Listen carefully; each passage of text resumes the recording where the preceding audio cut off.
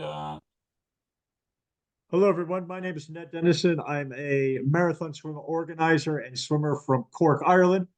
We have today with us Fergus Galvin. Please say hello, Fergus. Hello, everyone. How are you doing? Fergus, for a number of years, was the organizer of the Cork to Cobh swim, 16 kilometers, epic down the River Lee.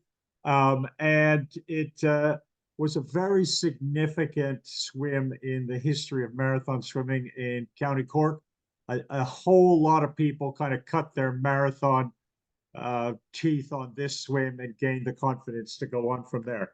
And the purpose of this recording is just to record an oral history.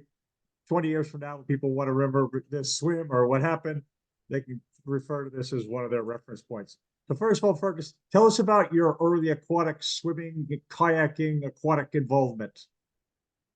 Sure, Ned. Thanks for the opportunity to share my experiences with everybody. I wasn't a professional swimmer by any shape, manner, or means. I was always kind of an amateur swimmer back in the day. Might do, 10, 20 lengths in the pool as a, kind of late teenager. And it wasn't until actually 2007 when I was posted to Paris for work, and I was living near La Défense in Paris for 6 months, and I had a lot of time on my hands because I didn't know anybody in Paris, didn't speak the language that well, and there happened to be a 50-meter pool down the street, and I just kind of got it into my head that I'd go down and my first week I was doing, let's say I just decided I'd do 500 meters, and then kind of got confidence out of that, did a kilometer. And next thing, within a few months, I was doing 2.5K in the pool. So it was, really kind of brought up my confidence. And then during the summer, I was back in Ireland and just started getting into the swimming scene. Actually, I had been kind of involved when you roped me into various kayaking adventures. You were always looking out for kayakers to rope into swims. So I did a few of those early swims, and I think that kind of encouraged me to, get more in depth into the swimming after that. So my first memory of you in this Cork to Cobh swim was in 2009. It was a handicap swim, so we set the slower swimmers off first, and you and your swimmer John Conroy, who was in a wetsuit, was the first in. I heard about it for years and years and years. You took all the credit for keeping him wide on that final turn. Well, the rest of us got really tight in the island. We're in about 10 centimeters of water, elbow deep in muck, back eddies, and we realized that the island of Cobh had about 400 left-hand corners. We were just absolutely stranded out there. Tell us about your memories of that day. Yeah, I mean, that was a great day out because John is a very good friend and still is. And I had the advantage of having kayaked a couple of times up through Loch Mahon, usually on the well, it wasn't Cobh, it was Crosshaven to Cork kind of annual kayak. And so I kind of knew the good spots. I knew to stay in the middle of the channel to get the best current. I knew where the shipping channel went up through Loch Mahon. So I think I just had the edge on a lot of other kayakers. And, in swimming, you use all the advantages you can get. So I think John was in very good shape that year. If I'm right, he might have come back from Perth or Australia Oh yeah, around that's that right. time, having done the Rock's Nest swim. So he was in peak physical condition. He had an excellent kayaker, and yeah, I'm afraid that day he put you to shame, Ned. It was an unheard of phenomenon at the time. Let's keep in mind that John Conroy's best peak physical shape, it's a so-so shape. Okay, let's keep that in mind. Uh, we then, after the swim, we met in the pub. We had a pint. There were no medals, everyone was volunteers. We had no insurance. I don't think we probably even needed approvals in those years to do the swim. And certainly, I don't think any money changed hands from anybody. I don't think there was a fee to swim, and certainly you kayakers didn't get paid anything. You might have got a free pint out of your swimmer if you were lucky. Exactly. That was it. It was all quite, quite rough and ready in the early days. And yeah, it was around that time then that you convinced me, aka twisted my arm or something like that, to would you be interested in taking over the Black Rock to Cobh swim as it was in that time?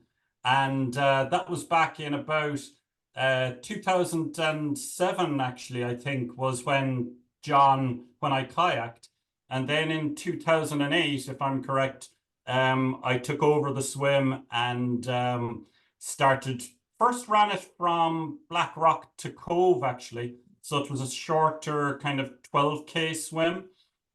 And we went on from there in the following year, 2009, to actually take it from what was the Clarion Hotel in Cork at the time on Laps Quay and run the full 16K all the way from Cork to Cobh. Yeah, the way that happened, by the way, in case you don't remember, is you were so pleased having come in first that you were determined to swim it next year for added glory. Damn right. I threatened to drop the swim and never organize it again. And you were silly enough to catch it before it dropped to the ground. I think basically I kind of also figured that if I ran the swim, I couldn't disqualify myself. So even if I'd, really little training done, I always had a place. There was always an opportunity of a place. So yeah, that was I'm afraid that was part of the reasoning as well. I wanted to just go through the names of 2009. So in Togs, we had Kieran Byrne, who I think later went on to swim the English Channel. I don't think it was before that. Linda Clark from Dublin, who's on for the Channel this year. I swam. John Downs, Tide Harrington, and Fergal Somerville. Fergal always credited Cork to Cobh with his really catching the marathon bug.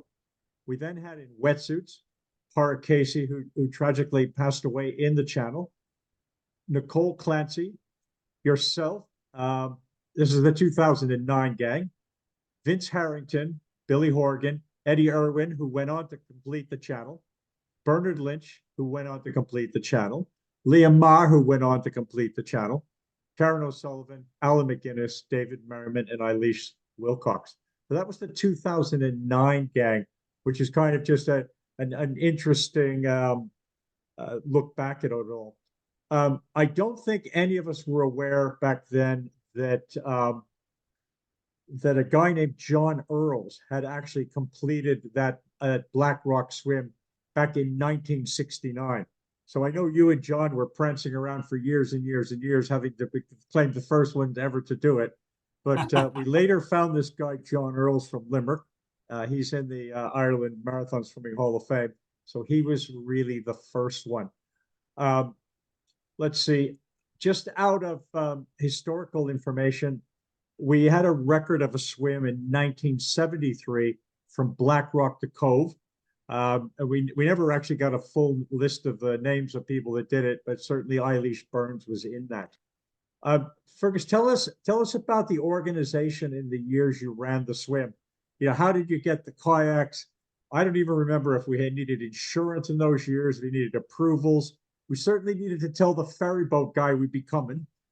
Correct. That's it. Yeah, the first year in any swim is always the hardest because you're trying to, get your support boats in particular and your kayakers kind of organized. And then once it, once you get, over that first year, it usually gets a lot easier because you've kind of got a regular set of people that you can go back to. Now, my memory is that I don't even know how we got the connection, but for safety boats, I ended up connecting with some people out of the Cork Sub-Aqua Club. And we were running the event at the time for the Simon community. And, you know, there was kind of a tie up with that because they have a center there near Laps Quay. And, you know, I think a lot of people recognized, you know, that it was a bona fide charity swim and that they, you know, kind of rode in to help them because of that. So really hats off to the guys from Cork Sub Aqua who really helped us out a lot in the early years. And then for kayakers, I, you know, kind of had some contacts in the Phoenix Kayak Club and also just, you know, personal contacts through the kayaking community. But oftentimes various neighbors and people walking down the road would almost be press ganged into you know, doing a kayak for the event. I'm like, if you had a sit-on kayak and you had two arms, you were in, you know. So yeah, the first year was tough, and we did always you know, connect with the harbor master and get the authority or the approval of the Port of Cork, and they were super helpful over the years. They would even stop commercial traffic for the 5 to 6 hours that it would take us to run the race. So they couldn't have been more accommodating in all honesty. And yeah, some great people involved from that point of view. Typically, we got our insurances from Swim Ireland, and that was really important because, you know, especially a long swim of that nature, you know, you want to make sure that you've got good insurances in place. And I remember there was we used to use the pontoon belonging to the Clarion Hotel, and there was always a rigmarole each year having to ring up their insurers and retell them every year what we were doing, why we wanted to use their pontoon. And it was, in fact, for charity. And they'd look for waivers of this and that and the other. But we always reached an agreement. And, you know, they were very accommodating, in all honesty. And, you know, we used to have a good send off for the swimmers from the Clarion Hotel. And yeah, I mean, it was, you know, it was usually quite a, you know, a small swim because it was so long, you know, being 16 kilometers, anything from 3.5 to 5.5 hours, you know, depending on the speed of the swimmer and the conditions on the day. If, you know, we had the benefit, I think, of always having very strong swimmers in the event. And we always had a one-to-one you know, kind of interaction between one swimmer, one kayaker. And unfortunately, you know, there was one Dublin swimmer who shall remain unnamed who came unexpectedly one year, you know, hoping to attend or to do the race, and he was well capable, but we just had to say, sorry, can you volunteer to man the radios or something? And you know, it was, you know, it was tricky to turn somebody down like that. But, you know, as an organizer, it's just not worth the risk of losing somebody in the middle of Loch Mahon, and next thing you know, you're halfway down the channel and you don't know who you have or don't have. So, you know, look, you've always got to think safety number one. And yeah, it you know, it always went off really well. And, you know, what I remember from the time was you know, as I got good at it over the years, I was working abroad in engineering a lot during that time. And one of the years I was working in Saudi Arabia. And my claim to fame is I organized the Cork to Cobh swim from Saudi Arabia, swam back, did the swim, and then flew back out to Saudi Arabia again. So, you know, everything is possible if you put your mind to it. And I remember that time I had my only training. You couldn't swim in the sea in Saudi Arabia. It's generally far too salty. And anywhere I wasn't anywhere near the sea. I was in a oil refinery in the middle of the desert. But I had a hotel pool. which was only about 20 meters long, and about 10 meters of it was shallow end. So I literally was like, the goldfish in the bowl just swimming around in a circle. Anyway, I did manage to complete Cork to Cobh that year with the minimum of training, but just goes to show what you can do if you put your mind to it. Let's give people an idea of this swim. So we all gathered out at the Clarion Hotel in the kind of the not the center of Cork, but the western edge of the island, perhaps is the best way to describe it. Bit of nerves, bit of chatter, bit of stick being given to people. The bunch of kayakers in the water. The slower swimmers went off, and I think the handicap for the purposes of safety might have been as big as 20 minutes, something like that. So you'd start off the swim and you'd go down the docks 4K until you got to Black Rock, which was kind of a noticeable milestone. Why don't you pick up the next part over to the castle? Describe it. Absolutely, yeah. So, you were always full of energy when you were going down the River Lee section, and you thought, this is going to be over soon. And next thing you hit, Black Rock Castle, as you said. And if you know the course, then you suddenly realize it's taken you about best part of an hour probably, and you're only a quarter of a way there.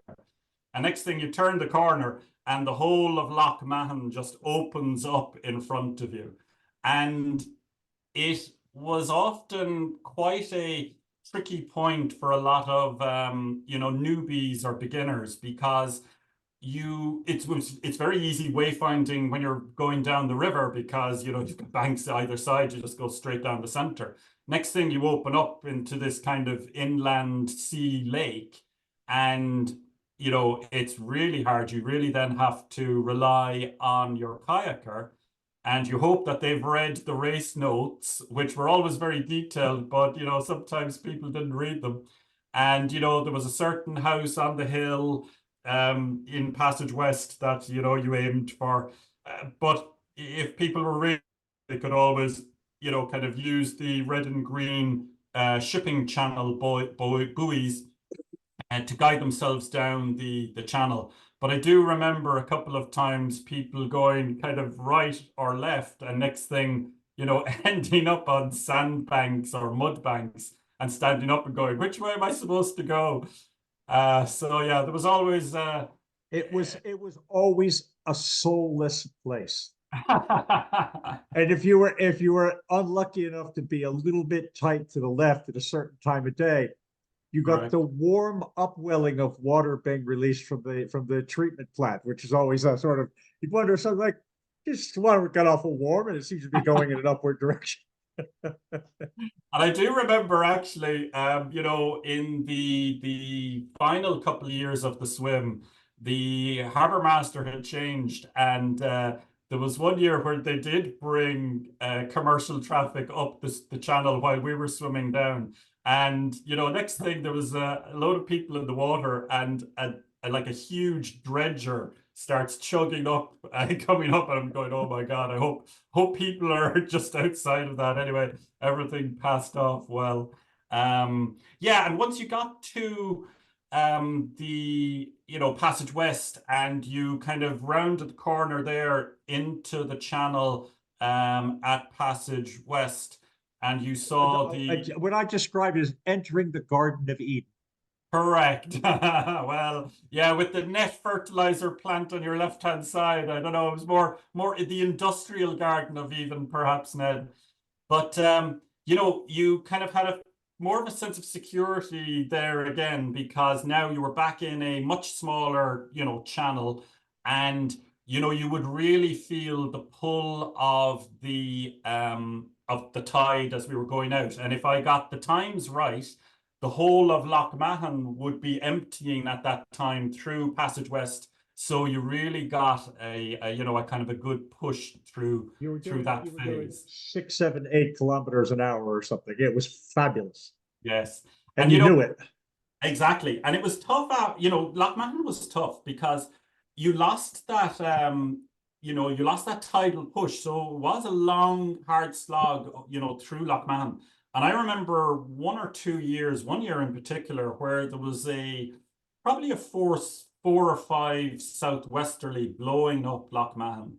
And Lough Mahon is bleak. On a sunny summer's day, it's fabulous. But by God, when there's a blowy southwesterly, every stroke you're getting smacked in the face by a wave, and it's tough. And actually, my neighbor's kids were kayaking for me that year in a double sea kayak that I had. Their names were Roisin and Callum Maloney, and I was looking out for them more than me. I was going, oh my God, I hope they don't capsize. But they did a great job, and the double sea kayak was super stable, so they really did well. But some people in on sit-on kayaks that year were getting thrown into the water, and the safety boat was picking up more kayakers and putting them back in their kayaks than needing to save any swimmers. So yeah, there And was always partway through that passage west, we had the car ferry and passenger ferry going back and forth 400 meters or whatever it was. So yes, if you were sneaky, you sort of timed your swim to get in front of that thing, because the last thing you wanted to was to be kind of treading water and pushing yourself backwards while that thing came by, because not only it cost you a minute or two, but it was kind of depressing to not be swimming anymore. exactly. Yeah, absolutely. Yeah. So, and they were always super accommodating as well. I remember them a few times would actually stop at the kind of quayside, and let a few swimmers go. And once they saw that the coast was clear, they would head across again. But yeah, it was always interesting. And then of course we'd pass the old Verone dockyard and come to White's Point, which was always a very tricky spot because there was a quite kind of large mud flat into the left. And the real trick for that, And deep. and the real trick was to stay out in the middle of the channel as if you were heading Cobh. So you really had to stay out far to keep the current with you. If you cut left, it looked like the shortest route, but actually you got stuck in eddies, you got stuck in flat water, and next thing you were, swimming and going nowhere. So yeah, it was all, you learned the tricks having done it once or twice. And then once you got past White's Point, you then could finally see Cobh and the railway station and And the often the boat, the kind of big liner behind you, was correct. there as well. And we That's finished right. just in front of that boat. Yes, that was a cruise liner that was in there one year, and we got some fabulous photo opportunities. You can see the swimmer there in front of Yeah. the cruise liner. So that was a special year, and I remember people hanging out the boat, kind of going, "Where are all these Throw, crazy throwing pennies and wondering why we weren't diving for them. people?" So Exactly. as one of the more experienced people, I used to tell the newbies, I said, when you get to that point, don't be surprised if the water kind of gets a bit rougher. But don't worry, because the tide is taking you out. So all you want to concentrate on is looking good for any pictures that are being taken and relying on the current to bring you home. Don't worry about pulling. Just look like you really know what you're doing in the swim. Exactly. We then often finished between two tugboats with a bunch of big giant ropes in the water up this incredibly long flight of stairs. Very It seemed like barnacle as well. 700 steps up in the air. And then wait for the others to finish, gonna change in the car park in front of the museum, and then wander up to, was it the Armada Bar? Ooh, that's good. I'd have to check my records now, but I yeah, think something like the Armada Bar, and chips and a pint. And in later years, you had medals and It was an incredibly joyful experience, and you got to thank your kayaker. Exactly. Yeah. So, there was always a good, there was always a great feel good, kind of feeling at the end because, everybody did it and we were all there together and, handing out the medals then at the end because everybody got a medal, everybody's a winner. It was kind of, there was a great feel good factor, in the pub afterwards. And So let's swap some about stories of the time. I'll start with the medals and everybody's a winner. Vince Cassidy was one of the very early Cork open water swimmers and Cork masters, and his lovely wife and daughters and whole family, whatever. And I remember Vince doing the swim at one point, and he got to the island of Cobh and declared victory and got out. And it's like his daughter picked him up on the road or something, drove him to the finish line, and he went, "That was Cork to Cobh. I didn't hear that part where you're supposed to go halfway around the island." We gave So him a break. He was probably younger than me at the time, but he seemed like a really old guy, so we gave him a break. What are some yeah. of your favorite stories and memories of characters? Well, I remember this one character who had this long-standing what shall we say competitive kind of streak with a young swimmer from Fermoy, and his name was Ned Dennison, and I think Owen was involved in this, Ned, but Could well be. Could well be. could have been somebody else. But I remember that there was a very barnacled shipping Oh channel. no, that was Warren from Waterford, Was that Warren? Okay, who and wasn't looking where he was going. He was only looking at me. I think he was probably trailing after you, probably tipping off your toes. So you He headed was straight. on my side and he wasn't looking, and he swam into that big red concrete metal thing. I swear I could hear it go boom. And at the end of the swim, he was a little bit disoriented, and people were worried that he had hypothermia. And I said, no, he just had his bell rung. So I'm afraid he learned the hard way not to swim too close to Ned Dennison, but he made it in the end, so fair dues to him. And we had Patrick Corkery come down from Cork, from Dublin. And he's one of those guys that took a wrong direction in Lochman. And Patrick's quite competitive, and he ended up way on some mud bank somewhere, a half a mile from the course, whatever. And he was so unhappy. I think everyone could hear him in the entire swim. He was probably shouting at me, "What's the way?" But I was in the water, so long gone. We had Eddie Irwin beating me in his wetsuit. His coach tried to tell him it's not quite fair because he had a wetsuit and I didn't. He was going, "I don't care. I never beat him before. I'm taking it." We had, let's see. I remember you talk about that storm in Lochman. To give a description of it, I remember making the mistake of looking up at one point, and my head got caught by a wave, and then I was on my back and my feet were in front of me, and I thought, okay, I'm not looking up anymore. So, I think that was the year it was just relentless. I think the swim took me 5 hours that year. Now I'm not a fast swimmer, but I'm pretty sure it did it in 4 normally. But it was brutally, or 4.5 anyway. But it was brutal long that year. And just every time if you rose your head to sight, you were just immediately getting smacked in the face. So you just have to trust your kayaker.